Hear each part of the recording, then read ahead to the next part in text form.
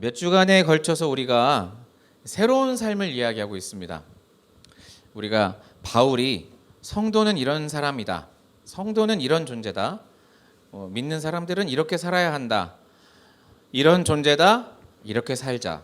그래서 정의를 해주고 그 정의에서 끝나는 게 아니라 실제로 우리의 삶에서 밀접하게 어떻게 살아야 하는지를 하나하나 말씀을 통해서 짚어주고 있는데, 너무나 감사한 것은 이것이 2000년 전의 말씀임에도 불구하고 진리이기 때문에 우리 삶에 지금도 적용이 된다는 게 너무 놀랍죠. 아멘. 그럼 오늘 이 넘어가는 이 장에서 지금 여기 에베소서 5장 맨 앞을 보시면 이렇게 나오거든요. 에베소서 5장 1절을 보면 그러므로라고 나옵니다. 예, 그러므로라고 나온다는 말은 뭐냐면 이 앞에 말을 지금 받아오고 있죠. 그죠? 그래서 이 앞에 말은 뭐냐? 제가 앞에 말을 받아오기 때문에 지난주 거를 지금 반복을 한 건데, 4장 마지막에 보면 서로 친절하게 하고 불쌍히 여기며 서로 용서하기를 하나님이 그리스도 안에서 너희를 용서하신과 같이 하라고 말씀을 하시면서, 그러므로 너희도 하나님을 본받는 자가 되어서 하나님이 우리를 위해 자신을 버리사 향기로운 제물과 희생 제물로 하나님께 드리실 만큼 사랑하신 것처럼 너희도 사랑해라 라고 하는 말씀을 주시면서 3절부터 새로운 윤리에 대한 이야기를 시작하십니다. 에베소서 4장 30절부터 에베소서 5장 2절까지 여기가 한 골인데, 서로에게 사랑의 말과 사랑의 행동으로 격려하고 보듬어주라는 이야기를 하고 나서 가운데에 하나님을 본받으라는 말이 있고, 하나님을 본받으란 말을 딱 지나서 나오는 부분이 오늘 우리가 나눌 말씀 3절부터입니다. 3절을 한번 볼까요? 3절 보시면 따라해 볼까요? 음행, 더러운 것, 탐욕 이렇게 나옵니다. 그 다음에 4절 볼까요? 4절 따라해 보시죠. 누추함, 어리석은 말, 희롱. 여기서 이제 바울이 여기서 얘기하는 것은 음행과 더러운 것과 탐욕을 말하고, 누추함과 어리석은 말과 희롱을 말하는데, 이 단어들이 뜻하는 것 중에 가장 강력한 단어는 맨 앞에 있는 것들입니다. 우리의 행동 가운데서 이것은 입에도 담지 말라고, 그 이름조차도 부르지 않아야 성도에 마땅한 것이라고 한 그 첫 번째가 뭐예요? 음행입니다.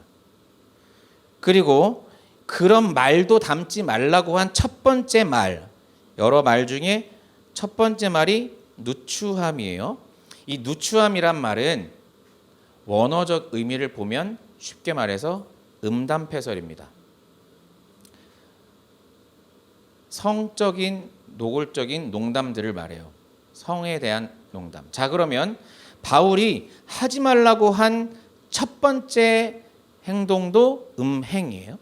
그리고 바울이 하지 말라고 한 첫 번째 말도 음담이에요. 음행과 음담은 담지도 말고 하지도 말라고 바울이 말하고 있습니다. 제가 지지난주에 동성애를 잠깐 언급했는데, 바울은 더러운 수많은 것들을 언급할 때 가장 먼저 왜 동성애를 언급했을까? 그리고 오늘 에베소서에서도 여러 죄가 있지만 왜 음행과 음담, 곧 성윤리에 대한 것을 바울은 첫 번째로 말하고 있을까에 대한 고민을 오늘 우리는 나누려고 하는 겁니다. 여러분, 왜 그럴까요? 왜 첫 번째예요? 중요하니까. 이게 우리 삶에 가장 중요한 거니까 바울은 이야기하고 있겠죠. 구약을 갔다가 오기 전에 한번 이야기해 봅시다. 여러분, 기독교는 성윤리에 대해서 빡빡해요, 느슨해요?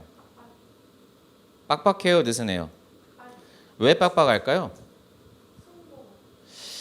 자, 기독교 성윤리, 그러면 동성애가 기본적으로 하나님께서 싫어하시는 이유가 뭘까 했을 때, 동성애가 지난주에 제가 통계를 통해서 말씀드렸듯이 동성애로 인한 에이즈의 감염자가 9대1로 남자가 많다고 그랬어요. 이 뜻은 뭐냐?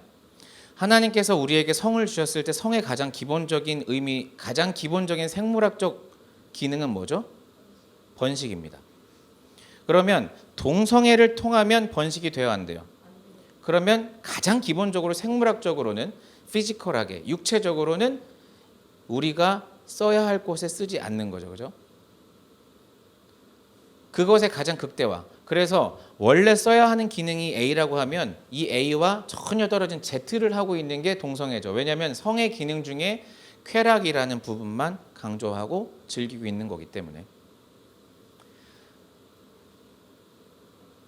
하나님께서 여러 죄들이 있지만 성윤리에 대해서 왜 이렇게 고민을 하고 이렇게 우리에게 이런 율법들을 주셨는가?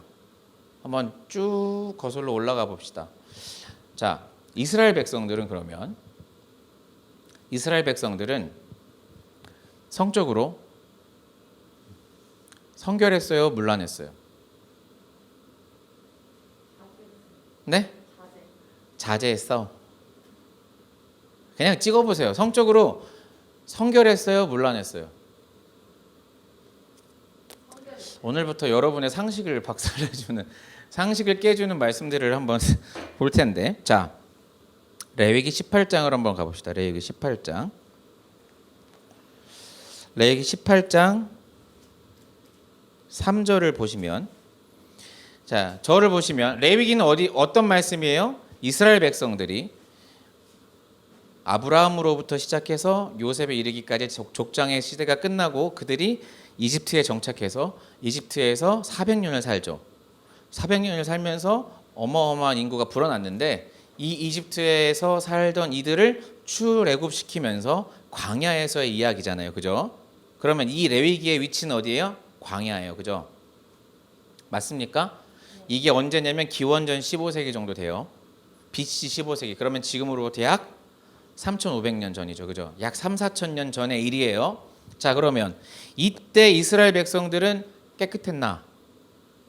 자, 레위기 18장 3절을 봅시다. 3절. 너희가 거주하던 애굽 땅의 풍속을 따르지 말고 너희를 인도한 가나안 땅의 풍속도 따르지 말고 4절. 내가 말하는 대로 나를 내 법도대로 지켜서 하는데 5절. 내가 하라는 대로 해야 너희들이 살 거야 라고 하면서 6절부터 나오는 얘기는 뭐냐면 근친상간입니다. 자기의 살부치를 가까이 하지 말라. 그 하체를 범하지 말라. 자, 7절. 엄마의 하체를 범하지 말라. 8절. 아빠의 아내의 하체를 범하지 말라. 그 다음 자매의 하체를 범하지 말라 하면서 또 넘어가 볼래요? 손녀의 하체를 범하지 말라. 또 고모, 그 다음 이모. 자, 저 좀 보세요.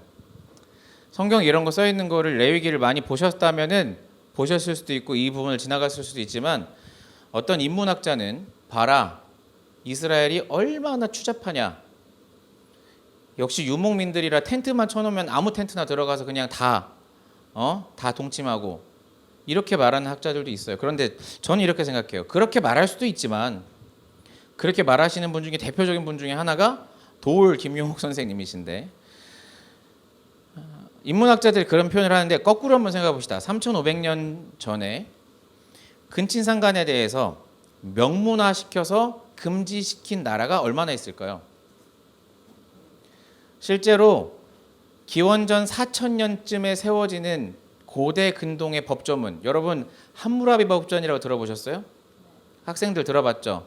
함무라비 법전이 거의 인류 최초의 법전인데 그 고대 근동에 있는 함무라비 법전을 비롯한 이 함무라비 법전도 이 레위기에 서로 영향을 줬다고 말을 하고 있는데 이 고대 근동에서 기록되어 있는 이 명문화된 이 법조문 외에는 사실은 이런 근친상간이나 이런 어떤 성윤리에 대해서 인류가 기록해 놓은 기록물들은 거의 없다고 보셔도 됩니다. 거꾸로 말하면 이 기록물은 사실은 그 당시에 추잡한 역사를 말하는 게 아니라 그 당시에 아무렇지도 않을 수밖에 없는 윤리의식이 없는 상태에서 하나님께서 내려주신 놀라운 윤리인 거예요. 그러니까 지금으로 치면 이거는 복음 중에 복음인 거예요. 왜 이게 복음이냐? 이제 제가 계속 설명을 할 텐데 뒤에 보시면 18장 22절 볼까요?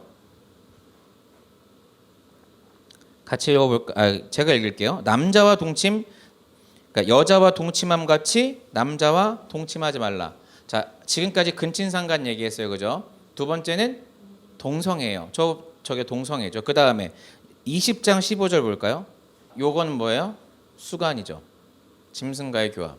자, 그러면 이러한 일들을 하나님께서 끊으셨다는 건 뭐냐면, 이러한 일들이 그 고대 사회에서는 흔한 일이었다, 흔치 않은 일이었다? 흔한 일이었다는 거예요. 그러니까 저는 이 성경을 접할 때마다 너무너무 가슴 뛰고 감사한 건 뭐냐면, 우리가 지금 이 19세기, 20세기를 살면서 정착된 성윤리와 도덕들이 하나님께서는 이미 3, 4천 년 전에 이걸 주셨다는 거예요. 얼마나 놀랍습니까? 이거를 이스라엘 백성들이 지키고 살았던, 지키지 못하고 살았던, 하나님께서 이미 주셨다는 이것은 그들이 지킬 수 있어서 지켰던, 그들이 무능하고 그들이 타락해서 지키지 못했던 상관없이 하나님이 우리를 얼마나 사랑하시느냐에 대한 커다란 증거라는 거예요. 이런 것들을 우리 학생들이요, 학생회 때 깨닫잖아요. 그러면 공부가 재밌을 수밖에 없어요. 이 세계사를 들어가면 들어갈수록 더 재밌을 수밖에 없는 거예요. 여러분, 이런 것들이 명문화돼서 너희들은 수간하지 말라, 짐승과 접하지 말라, 근친하지 말라. 왜냐하면 근친을 하면 어떻게 돼요? 기형아가 태어나요. 이 당시에도 그거를 그냥 이렇게 과학적으로는 몰라도 심증적으로는 알고 현상학적으로는 알고 있었지만 하나님께서는 이걸 끊으시는 거예요. 놀랍지 않습니까?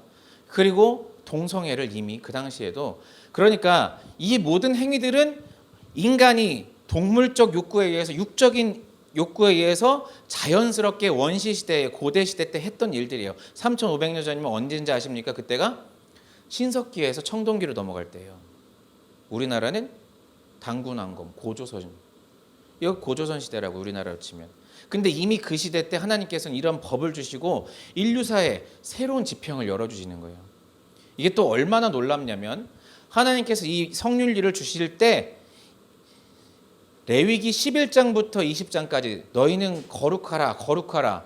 11장, 12장, 13장, 14장, 15장에는 제사를 어떻게 드려라. 마치 바울이 우리에게 너희는 성도니, 성도는 이러한 것이야 라고 알려주듯이 레위기 11장부터 15장까지는 이렇게 제사를 지내라고 하나님께서 알려주시다가, 그 뒤에 18, 19, 20에서는 마치 바울이 음탕한 말을 하지 말아라, 음행하지 말아라 라고 설명해 주듯이 하나님께서 생활 윤리를 하나씩 보여주시는데, 그 첫 번째가 성윤리라는 거예요. 그리고 여기에 또 귀중한 게 들어있습니다. 뭐가 들어있냐? 한번 직접 찾아보면은 20장, 레위기 20장 9절에서 10절입니다. 9절 볼까요? 자, 시작. 같이 읽어봅시다. 시작. 만일 누구든지 자기의 아버지나 어머니를 저주하는 자는 반드시 죽일지니, 그가 자기의 아버지나 어머니를 저주하였은즉 그의 피가 자기에게로 돌아가리라. 아멘. 여러분, 이런 얘기를 썼다는 건 거꾸로 말하면 그 당시에 부모 자식이 서로 사랑하는 부모와 자식은 있었지만, 우리가 지금 생각하는 부모 자식의 효도라는 개념은 우리가 유교가 아니었으면 효라는 단어라도 알았겠어요? 맞죠? 우리는 언어를 통해서 사고가 확장되거든요. 그 부모를 공경한다는 효라는 단어를 모르는 사람이 부모를 어찌 공경할 수 있어요? 근데 성경에서, 레위기에서는 이미 효라는 것에 개념을 주고 있죠. 10계명 안에 부모를 공경하라도 있지만 부모를 저주하면 너도 저주를 받을 거야 라고 이미 성경은 말하고 있습니다. 이게 지금 레위기 18, 19, 20장 3장 안에 들어있는 내용이라니까요. 혹시 엄마 욕하십니까? 엄마 욕해요? 아빠 욕해요? 그 지 얼굴에 침 뱉는 수준이 아니라 하나님은 저주받는다. 갑자기 우리 학생들이 너무 침묵하는데, 어제도 친구랑 엄마 그런 거 아니죠? 성경에서는 이미 어떤 이런 개념들을 적는데 여기서 끝나지 않고 또 한 가지가 있습니다. 지금 자, 성윤리, 그다음에 부모에 대한 윤리가 나오고, 세 번째 뭐가 나오냐? 레위기 20장 2절 같이 읽어보겠습니다. 시작. 이스라엘 자손에게 또 이르라. 그가 이스라엘 자손이든지 이스라엘에 거류하는 거류민이든지 그의 자신을 몰렉에게 주면 반드시 죽이되 그 지방 사람이 돌로 칠 것이요. 여러분, 몰렉은 뭐예요? 이게 우상인데 이렇게 금속으로 만든 우상이래요. 그래서 거기에다가 아이를 바쳤다는 거예요. 아기를. 그 아기를 바쳐야 그들의 안녕을 기원하는 거예요. 그런데 이 몰렉 신에게 아이를 바치는 일이 흔했다 안 흔했다? 흔한 거예요. 하나님께서는 근데 이것도 금지시킵니다. 여러분 지금도 어린이에 대한 인권이 제가 한번 어린이에 대해서 얘기한 적 있죠. 어린이에 대한 인권이 높아진 것은 그렇게 오래된 일이 아니에요. 근데 하나님께서는 이미 이 레위기에서 자기 자녀를 이방 신에게, 물론 이것이 어떤 우상 숭배와도 연관이 있지만 기본적으로 이방 신에게 자녀를 바치는 것을 하나님 금지시킵니다. 거기서 끝나지 않고요. 그 다음 27절 한번 볼까요? 20장 27절 시작. 남자나 여자가 접신하거나 박수무당이 되거든 죽여라. 뭐라고 해요? 점도 치지 말고 신점도 치지 말고 그 다음에 신들림도 하지 말아라. 여기서 크게 이게 네 가지가 나오는 거예요. 성윤리와 부모에 대한 윤리와 자식을 제물로 바치지 않는 것과 그리고 접신과 주술을 금합니다. 놀랍지 않으십니까? 그러면 하나님께서 우리에게 거룩하라고 하신, 성결하라고 하신 이 기본 원리의 가장 기본적인, 제가 생각하는 거예요. 다른 사람들은 그렇게 생각 안 할 수 있지만 저는 하나님께서 왜 이것을 인류에게 성윤리와 도덕을 가장 먼저 주셨냐? 이것은 바로 가정입니다. 하나님께서 너는 부부다. 둘이 하나를 이루어서 한 몸이 되라고 하셨는데 하나님께서 만들어주신 첫 번째 이 지구상에 존재하는 첫 번째 기관이 뭐예요? 가정. 하나님께서 세우신 가정이 올바로 서는데 가장 필수 조건 중에 하나는 성윤리죠. 근데 이게 왜 중요하냐? 가정이 지켜져야 사회가 지켜지고 사회가 지켜져야 나라가 지켜지고 나라가 지켜져야 우리가 하나님의 나라나 하나님이 원하시는 공동체로 살아갈 수 있는 기본 토대가 마련이 되죠. 아주 기본 토양이 마련이 되죠. 여러분 가정이 무너진 상태에서 복음이 전달될 수 있어요? 제가 지금까지 하나님 나라에 대한 얘기를 하면서 필연적으로 하나님 나라가 세워지는 가장 필수 조건은 뭐다? 가정의 회복이다. 주여주여만 하지 말고 딸도 보고 아들도 보고 엄마는 성경 공부해야 된다고 소리 지르면서 나가지 말고 우리 자녀 먼저 돌아봐라. 제가 말씀드렸잖아요. 왜요? 가정이 회복되지 않고는 신앙이 전수될 수가 없죠. 하나님께서 세우신 가정, 이 가정이 올바로 세워지는 가장 첫 번째는 성윤리입니다. 그래서 하나님께서는 이 레위기를 통하여 백성들에게 어떻게 하나님의 자녀로 살아가야 정결한 삶이고 그것이 하나님께 가까워지는 삶인지를 이야기하시면서 가장 먼저 성윤리를 얘기하고 있죠. 그러면 2000년이 지나 1500년이 지나 2000년 가까이 지난 바울의 시대는 좀 나아졌냐? 나아졌습니까? 나아졌을까요? 똑같죠. 사실은 더 심했죠. 어떻게 더 심했습니까? 이때가 로마의 1세기 로마. 그래서 어떤 책에서는 이렇게 표현을 합니다. 1세기 로마의 타락은 걷잡을 수 없이 가속화되었다. 가족 개념과 성윤리가 무너지기 시작하고 영아 살해와 출산 기피 현상이 나타났다. 여성은 보호가 필요한 미성숙한 존재이기 때문에 딸은 공공연한 영아 살해의 대상이 됐고 남자 간 결합인 동성애는 최상의 관계로 여겨졌다. 귀족 여성은 힘든 출산과 양육을 꺼리며 향락에 몰두했다. 무슨 말입니까? 신기하게 인간은 배가 고프면 하나님을 찾는데 배가 부르는 순간 신을 조롱합니다. 왜요? 신이 없어도 내 삶이 너무나 윤택하거든요. 내 삶의 쾌락이 너무나 만연하거든요. 쉽게 말해서 하나님이 필요가 없는 거죠. 로마 시대의 풍요로움은 팍스 로마나는 지금 시대에 비길 수 없는, 물론 지금 우리가 알 수 없는 대한민국 혹은 전 세계의 1%부터 10%의 삶이 어떤지는 제가 다 알 수 없사오나 적어도 우리가 역사를 통해 알 수 있는 로마의 최고 상류층의 삶은 이러했단 말입니다. 어떻게 해요? 귀족들은 아이를 낳는 고통을 원치 않아서 임신을 하지 않았고, 여자가 태어나면 케어해야 하기 때문에 이 여자아이들은 케어하기가 싫어서 여자아이들은 영아 살해. 2000년 전보다 로마 시대가 나아진 게 있어요, 없어요? 하나님이 빠진 사회는 그렇습니다. 하나님이 없는 사회는 늘 그렇습니다. 그런데 이 소용돌이 치고 있는 로마 시대에도 놀라운 사람들이 있었는데 그게 누구예요? 그게 바로 크리스천들입니다. 여러분이 바라보고 있는 이 바울이 선포하고 있는 에베소서는 이런 시대에 선포된 겁니다. 지금 우리가 가지고 있는 성의 윤리로, 지금 우리가 갖고 있는 성적인 잣대로 이걸 판단하면 너무너무 간단한 일들일 수 있어요. 그런데 그 시대의 이런 윤리는 우리가 지금 상상할 수 있는 것과는 비견할 수 없습니다. 이런 어마어마한 타락과 가속화된 그들의 삶 속에서 바울은 놀라운 기독교인의 가치를 새로 정립하고 있는 거죠. 마치 어떻게 하셨던 것처럼 하나님께서 레위기에서 그 백성을 새로 세워 가셨던 것처럼. 그래서 우리 삶 속에서 여러분 세상의 풍조를 쫓지 말라는 말이 있습니다. 요즘은 다 그렇게 한다더라.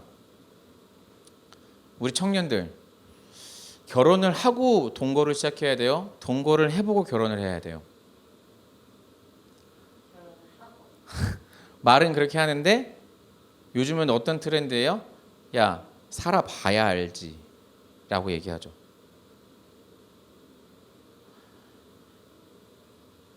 젊은이들이 성에 대한 관념이 세상 풍조를 쫓아서 바뀌고 있죠.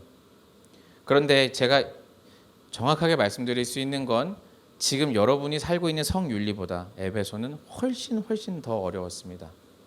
에베소에는 뭐가 있다고 그랬습니까? 세계 7대 불가사의인 아르테미스의 신전이 있다고 그래요. 그건 올림푸스에 있는 신전보다 4배가 더 컸대요. 아르테미스는요, 그 가슴이 24개가 달려 있어요. 다산을 상징하는 거죠.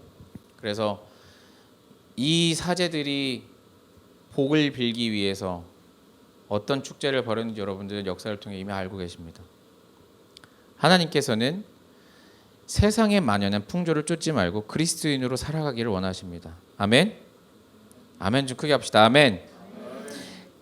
그래서 로마 시대가 기독교를 공인하고 나서는 어떻게 된지 아십니까? 기독교를 공인을 하고 나서는 생각을 해보세요. 귀족들은 썩을 대로 썩었잖아요, 그죠? 근데 크리스찬 자제들만 정절을 지키고 살았어요. 그러면 혼란의 시대 때는 자기들끼리 유쾌하게 즐기며 쾌락을 즐기며 살지만 정말 절실한 무언가가 필요할 때, 예를 들면 우리 집안에 괜찮은 며느리가 들어와야 돼요. 그러면 누구를 며느리로 뽑겠습니까? 그래서 그리스도교가 갑자기 급하게 왕성하게 된 이유 중에는 그런 것들이 있다고 하죠. 여러분, 세상의 쾌락을 쫓아 사는 것이 젊을 때는 멋져 보여요. 너네들 나이 때 그래요. 야, 너 아직도 안 해봤어? 너 아직도 아다야? 너 아직도 그래? 라고 여러분들은 세상의 쾌락을 쫓지 못하면 마치 트렌드를 따라가지 못하는 것처럼, 클럽 안 가봤어? 원나잇도 안 해봤어? 술도 안 처마셔? 외박도 안 해봤어? 그게 마치 세상에서는 이미 당연하고 만연한 것처럼 여겨져서 그리스도인들도 그렇게 하지 않으면 시대에 뒤떨어진 것처럼 생각하고 있는 시대를 살고 있어요. 그런데 여러분들에게 감히 말하지만 그런 건 뒤떨어져도 괜찮습니다. 그런 건 몰라도 괜찮아요. 그런 거 안 해봐도 괜찮아요. 하나님께서 더 귀하게 쓸 보석들을 찾고 있습니다. 때가 어두워질수록 더 귀한 보석들을 찾으실 거예요. 제가 학생들에게 제일 자주 쓰는 표현 중에 하나인데 요즘 많이 안 썼는데, 제가 뭐라고 그랬죠? 진흙탕에서도 연은 꽃을 피운다. 여러분, 세상이 아무리 시궁창 같습니까? 아무리 더러운 물 같아요? 그래도 연은 그 속에서 꽃을 피워내요. 여러분이 그리스도인으로서 이 땅에서 꽃을 피워가는, 세상이 시궁창 같다고 나도 더럽히지 말고 그 속에서 꽃을 피워가는 우리 자녀들, 그리고 우리의 삶이었으면 좋겠습니다. 하나님께서는 그렇게 가정을 세워가시고 하나님의 나라를 세워가십니다. 그래서 중국말에 수신제가 치구, 평, 천하, 내 몸이 바르게 되어 있고, 가족이 세워지면 나라가 세워질 수 있고, 그제야 평천하, 뭐 사나이는 그렇게 살아야 된다고 하지만 이 시대에도 같은 유효한 도덕적 원리가 있는 줄 믿습니다. 또한 하나님께서 우리 인간에게 이 성적인 깨끗함을 요구하신 이유가 뭘까 할 때 고린도전서 6장을 한번 봤으면 좋겠습니다. 고린도전서 6장 15절인데요. 너희 몸이 그리스도의 지체인 줄을 알지 못하느냐? 내가 그리스도의 지체를 가지고 창녀의 지체를 만들겠느냐? 결코 그럴 수 없느니라. 자, 그리고 16절에 뭐라고 하냐면 합하는 자는 한 몸이다.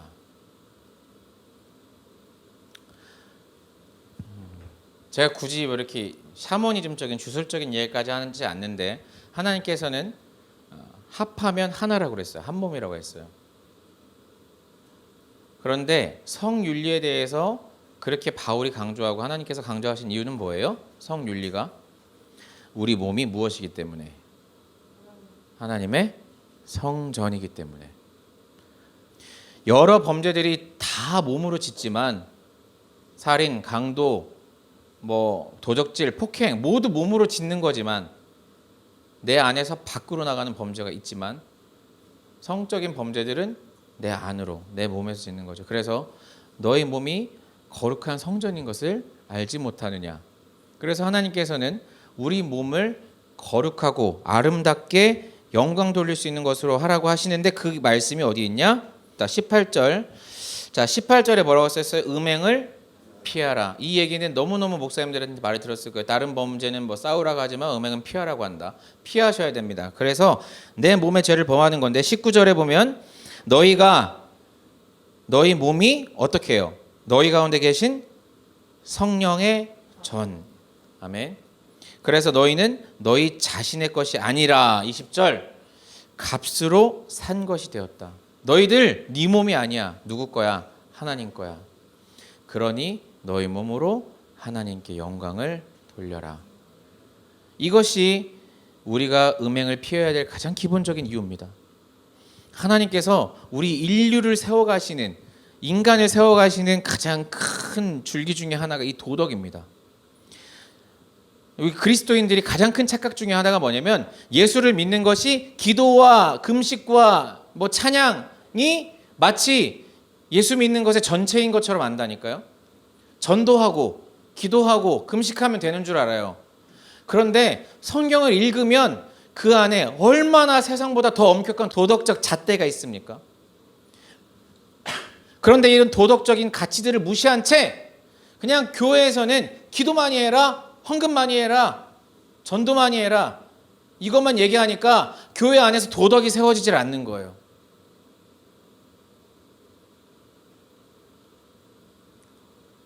제가 일일이 말하지 않아도 우리 뉴스에 맨날 장식하잖아요. 얼마 전에 어떤 목사가 학생을 25명을 그루밍 성폭행을 해가지고 애들이 이게 성폭행인지도 모르고 당했다가 이 아이들이 성인이 돼서야 안 거예요.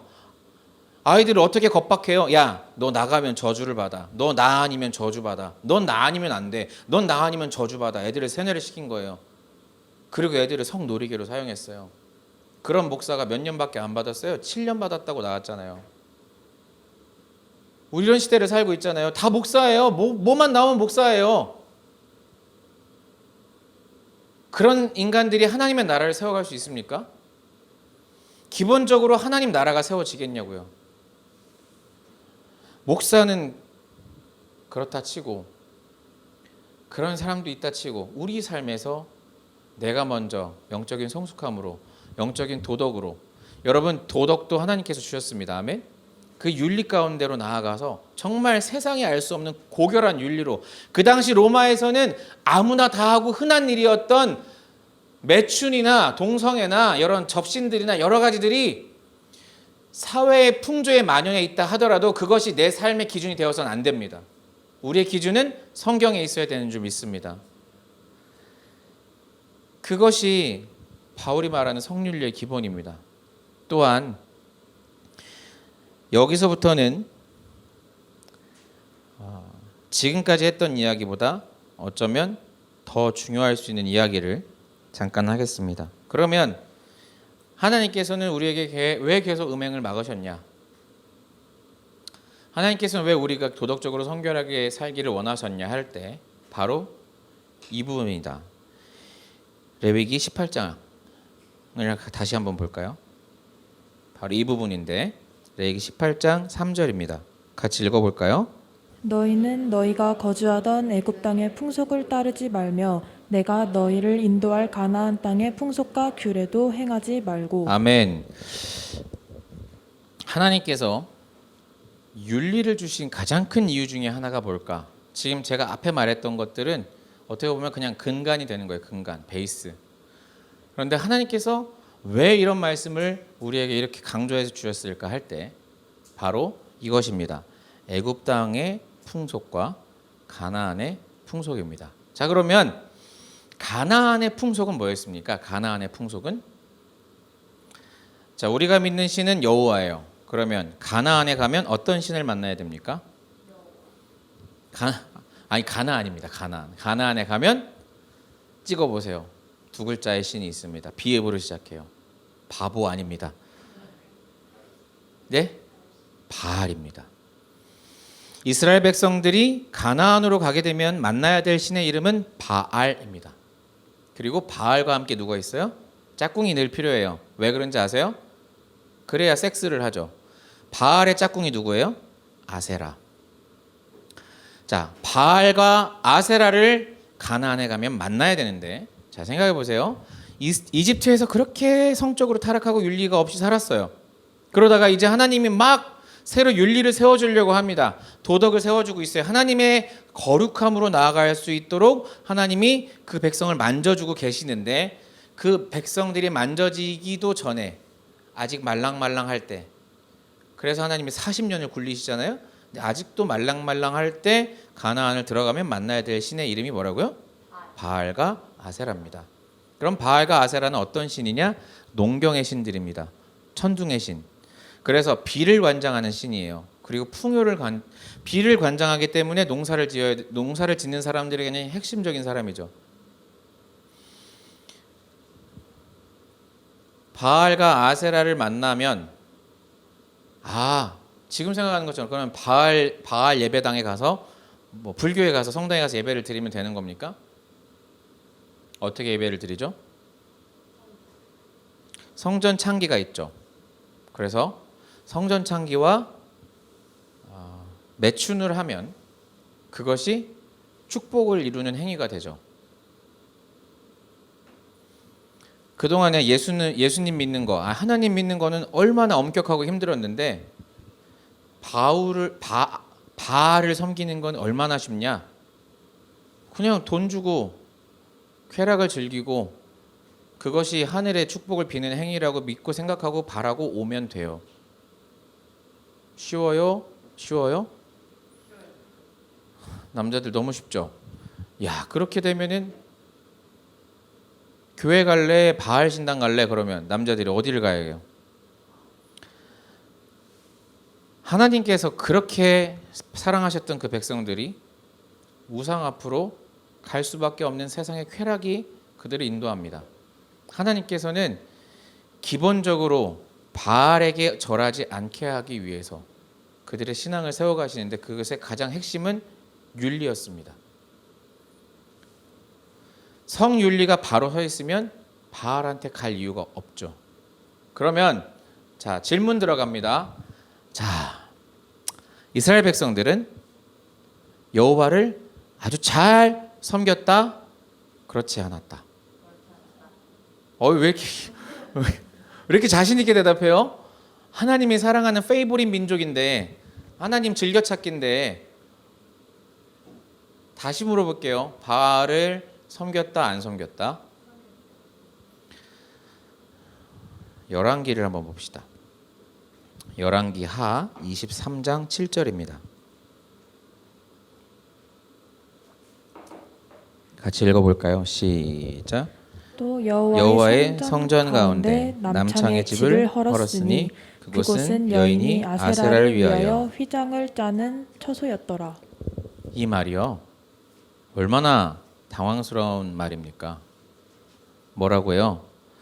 여호와의 성전 가운데 뭐가 있었다? 남창의 집이 있었다. 거기는 어떤 집이냐? 여인이 아세라를 위하여 휘장을 짜는 처소다. 여러분 이게 상상이 가요? 쉽게 말하면 이런 거죠. 교회에 왔는데 뭐 우리가 여기 이 교회를 왔는데 여기에 매춘빵이 있는 거예요.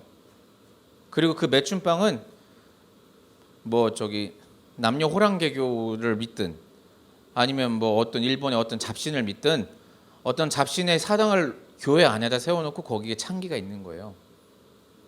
여호와의 전이라니까요. 이 시대는요 요시야 때예요. 요시야 때 한 BC 7세기경이에요. 그러니까 이미 그 1000년 정도 지난 시점인데 이 레위기 말씀이 지켜지고 있었다? 물론 이 말씀을 지키려고 하는 사람들도 있었고 그래서 요시야 왕 때 이렇게 이것들을 헐어버리는 일이 있었지만 거꾸로 말하면 헐어버리는 일이 있었다 함은 이 일들이 어땠다? 흔한 일이다. 자 그러면 하나님께서 헐어버린 이 남창의 집이 1000년 전의 일이냐? 지금 우리의 일이죠. 어떻게요? 교회에는 오지만 정말 하나님의 뜻이 무엇인지는 구해보지도 않고 아까 말했던 것처럼 우리가 늘 이야기하는 것처럼 세상의 영리를 이곳에서 꿈꾸죠. 어떻게 하면 성공할 수 있는가를 교회에서 말해요. 크리스찬 성공학. 어떻게 하면 공부할 수 있는가를 말해요. 크리스찬 학습법. 크리스찬 교제법. 어떻게 하면 세상에서 우리가 성공적인 인생을 살아가며 우리의 노후를 보장받을 수 있는지 우리는 교회에서 고민하잖아요. 뭐가 달라요? 이름만 달라요. 어떻게 해요? 이 아세라를 비롯해서 바알, 그 다음에 로마 시대로 건너와서 아데미, 아르테미스 이런 신들에게 계속해서 하나님께서 말씀하시는 것들을 기억하지 않고 계속해서 이런 신들에게 절하는 이유는 뭐죠? 왜 절해요? 한 글자! 왜 절해요? 돈 벌려고. 돈 벌려고.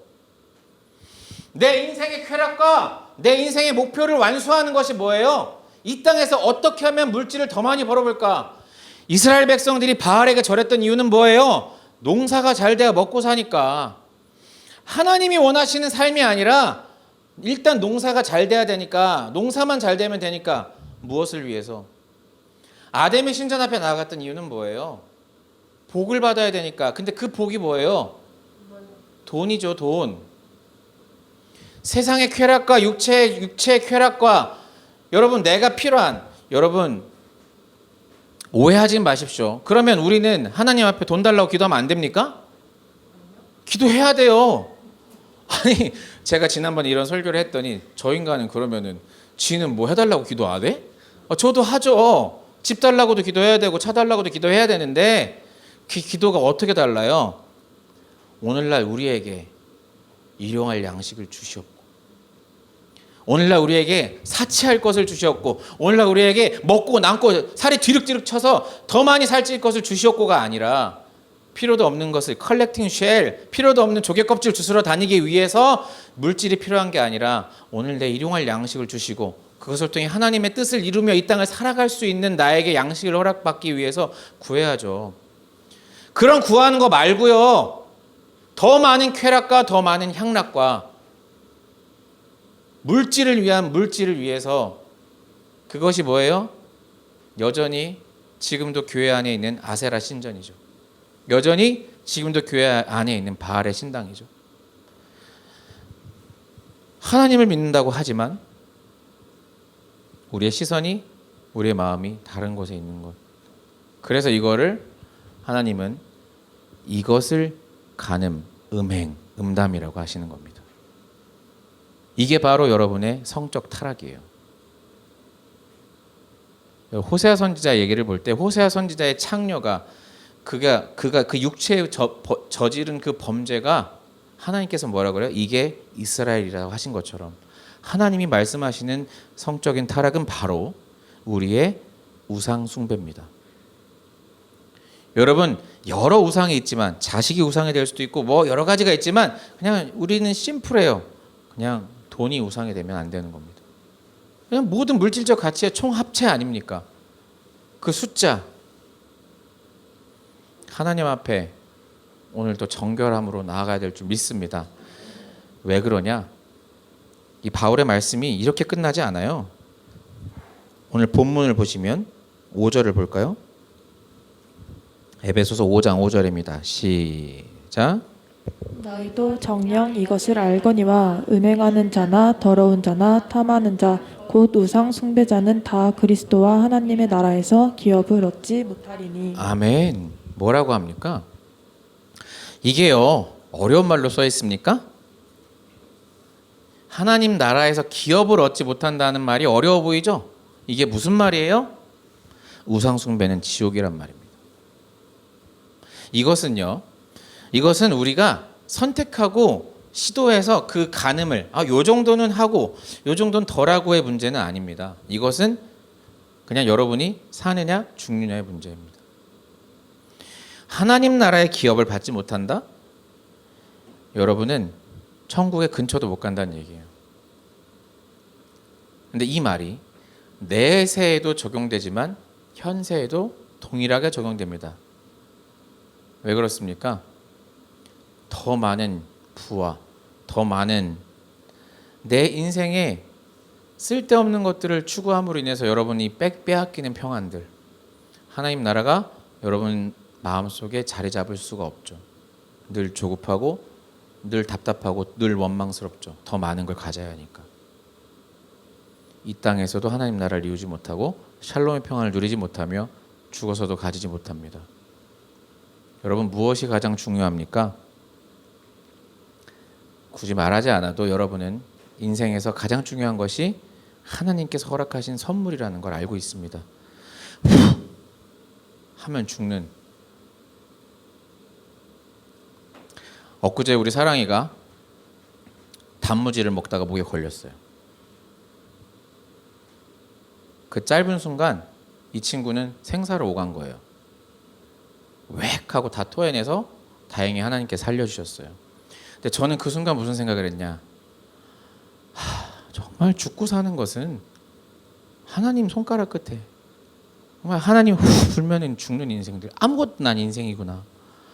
오늘 내가 이렇게 잘난 척하면서 여기 서갖고 이렇게 큰 소리 치고 있는 저도 사실은 부끄러운 인생이고 저도 속물 같은 인생이지만 그저 한 번 더 하나님 생각해 보겠다고, 한 번 더 우리 인생을 거룩하게 살아보겠다고 고민하는 것 뿐이지, 저도 똑같은 속물이지만 불면 죽는 인생이지만 이 인생의 한순간이라도 한 자락이라도 하나님께서 조금 더 원하시는 삶의 거룩함으로 나아갈 수 있다면 그보다 더 값어치 있는 인생이 어디 있겠는가? 우리는 그런 삶을 살아야 하지 않겠는가? 그것이 하나님 나라를 기업으로 받는 자의 삶이 아닌가? 오늘 우리가 그렇게 살아가야 될 줄 믿습니다. 여러분, 땅의 것 필요하죠. 일용할 양식 필요합니다. 하지만 땅의 것 너무 연연하지 말고 정말 영원한 나라를 바라보며 그 나라를 꿈꾸며 살아가는 우리들이었으면 좋겠습니다. 이 말을 이렇게 말합니다. 에베소서 5장 5장을 다른 번역으로 이렇게 말합니다. 사람이 종교나 어떤 것을 이용해 이득을 보려 한다면 이는 우상 숭배의 흔한 변종인데 그 사람은 분명 아무것도 얻지 못할 것입니다. 그는 그리스도의 나라, 하나님 나라 근처에도 가지 못할 것입니다. 여러분, 교회는 그런 곳이 아닙니다. 여러분, 믿음은 그런 것이 아닙니다. 여러분, 잘 먹고 잘 살기 위해 믿음을 쓰는 것은 변종입니다. 마치 델타 변이처럼 계속 변이 되어서 우리의 삶을 괴롭히고 있는 어떤 바이러스처럼 그것이 애굽의 시대에는 바알이요, 로마 시대에는 아데미요, 지금 시대에는 맘몬이요, 돈인 줄 믿습니다. 여러분, 그것은 믿음이 아닙니다. 그것은 신앙이 아닙니다. 그것은 우상 숭배입니다. 같이 기도하겠습니다.